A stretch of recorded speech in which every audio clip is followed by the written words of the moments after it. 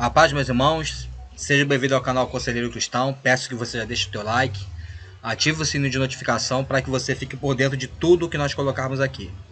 E hoje o assunto do momento, como todo mundo sabe, é o coronavírus. E muitas pessoas estão se manifestando a favor das medidas. Outros não estão dando tanta importância assim. Outros dizem que tem que dar importância e mesmo assim você tem que continuar fazendo, tem que fazer. Então é o seguinte, e o meio cristão evangélico está um tanto alvoroçado. Alguns cristãos dizem para que os seus irmãos fiquem em casa a fim de se resguardarem. Outros dizem que você tem que ir para a igreja, entre aspas. Eu vou usar aqui o termo igreja, entre aspas.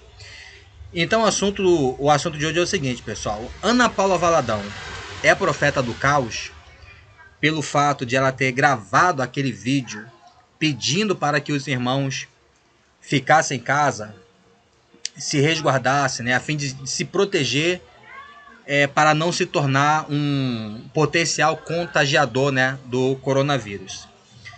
Então, não somente Ana Paula Valadão, como vários irmãos estão aí aproveitando a sua audiência, seja em sites, seja em canais no YouTube, no Facebook, para orientar os seus irmãos a ficar em casa, para se proteger, para não se tornar um potencial contagiador. Em contrapartida, existem aqueles que chamam esses irmãos de profeta do caos, simplesmente porque esses irmãos estão exortando os seus irmãos a ficarem em casa.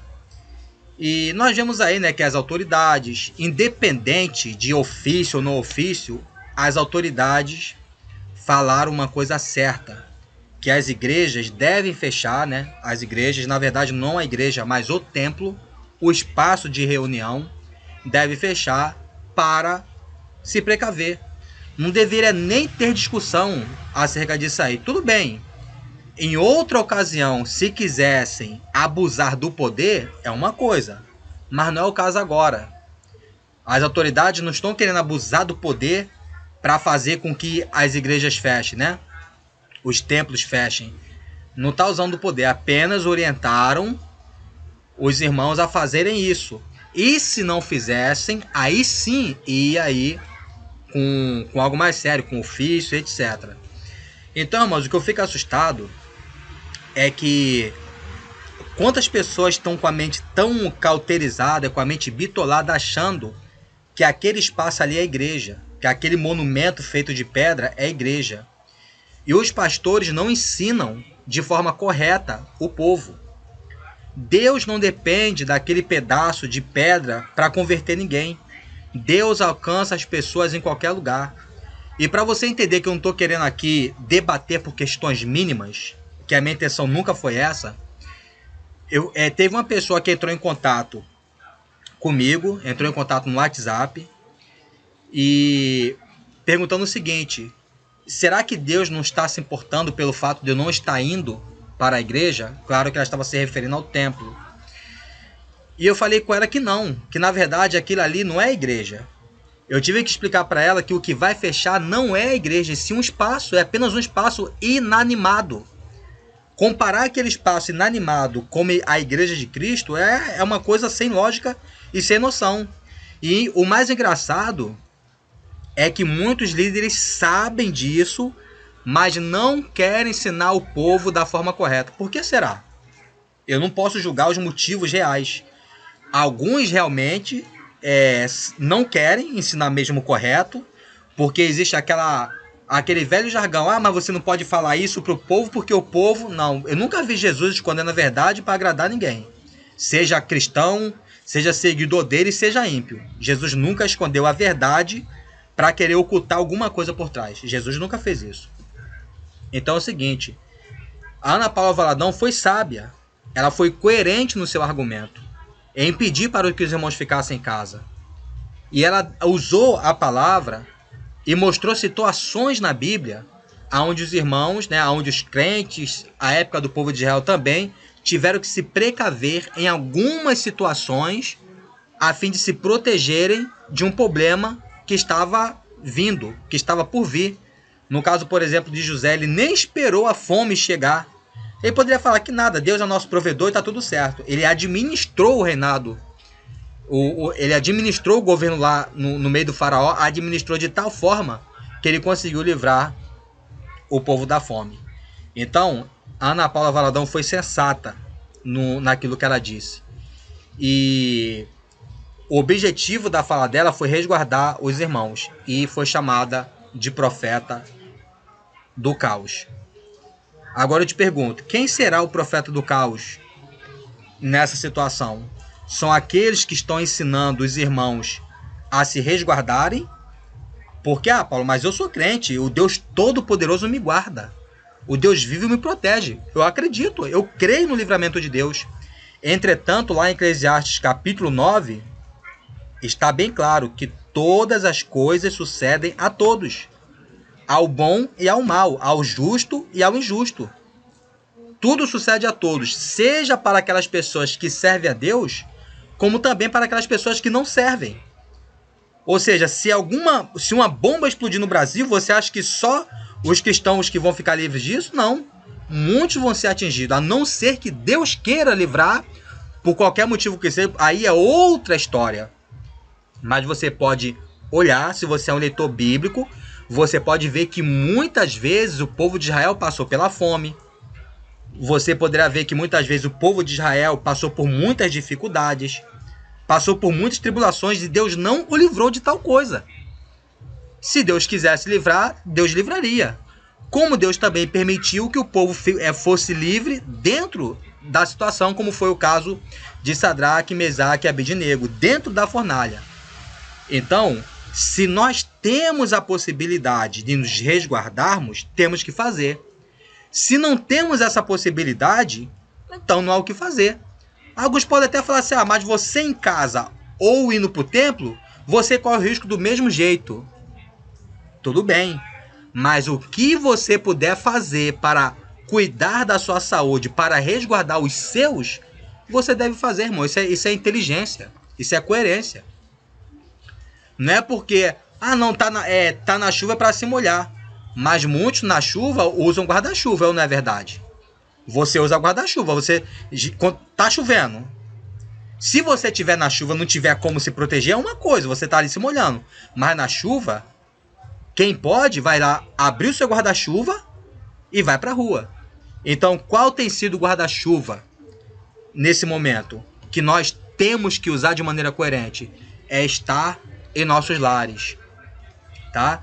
E você estar no seu lar, você não está deixando de ir à igreja. Você está deixando apenas de se reunir, mas você não está deixando de ir para a igreja, porque a igreja é você, juntamente com seus irmãos, tá bom? Então, eu coloquei esse assunto no site, vou deixar até o link aqui. Então, irmãos, está na hora de acordar para coisas tão simples, né? Argumentos tão simples que podem ser desfeitos de maneira tão rasa. Então, pessoal, seja inteligente, tá? Se proteja, proteja a sua saúde, se resguarde do que está acontecendo, tá? E Deus, com certeza, está olhando pelos seus. Agora, lembrando aqui, né, antes de terminar isso aqui, você lembra lá em Mateus, capítulo 4, quando Jesus quando ele foi conduzido ao Espírito para ser tentado pelo diabo, o que Satanás falou? Se tu és o Filho de Deus, lança daqui abaixo, porque está escrito: aos teus anjos dará ordem a teu respeito, para que não tropeces o teu pé em pedra. Jesus se lançou? Ele, é isso mesmo, sou filho de Deus, Deus me protege, Deus me guarda, Deus está comigo. Vou me lançar, vai vir um monte de anjos aí para me proteger. O que Jesus falou? Não tentarás o Senhor teu Deus. Então tem muita gente aí no meio da situação que está tentando a Deus. Aí depois, quando cair e se arrebentar, aí não vai poder reclamar e nem se decepcionar com Deus, tá? Então seja coerente. Não fique atento para aquilo que os homens dizem, mas aquilo que as Escrituras dizem. E o que eu estou falando aqui para você está baseado nas Escrituras. E eu não estou usando texto fora de contexto, como estão usando aí em Atos capítulo 4, quando falou que mais importa obedecer a Deus do que aos homens. Isso é texto fora do contexto. Porque naquele contexto, os líderes, né, as autoridades, por questões pessoais, falam: eu não quero mais que vocês anunciem o nome de Jesus. mas não é o caso agora.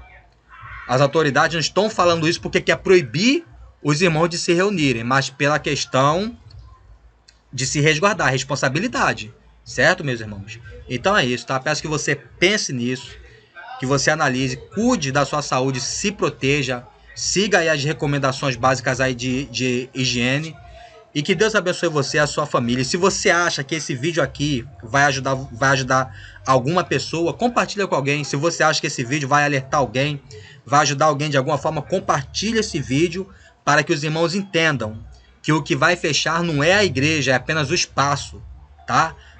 É apenas um espaço inanimado, que não tem vida. É apenas cadeira, é piso, aquilo não tem vida. A igreja é você. Ah, Paulo, mas lá não é o templo de Deus? Não. 1 Coríntios 3,16. Não sabeis vós que sois o templo de Deus e que o Espírito Santo de Deus habita em vós? Ah, Paulo, mas lá não é a casa de Deus? Não. Timóteo 3,6. Leia, onde fala que nós somos a casa de Cristo. Não, lá não é a casa de Deus? Não. Leia a Bíblia. Como eu falei aqui, 1 Coríntios 3,16, você é o templo de Deus, morada de Deus. Tá? Tem várias passagens que falam a respeito disso. Então, fique atento. Ah, Paulo, mas lá, onde eu estou, lá não é o templo de Deus? Não. O templo de Deus é você. E o único templo, né? Ah, Paulo, mas Jesus falou que chamaram disso aqui casa de oração.